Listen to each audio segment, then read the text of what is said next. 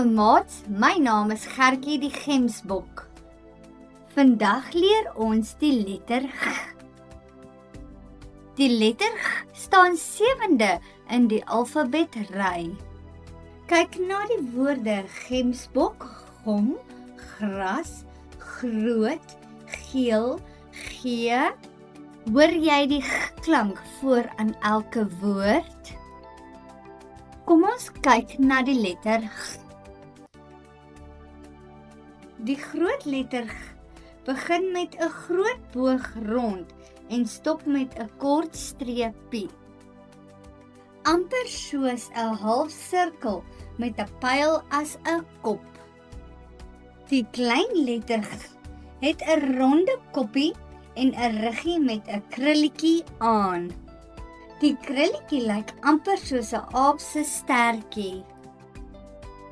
Gertjie die Gemsbok groot en gaaf. In die gras stap hy so braaf.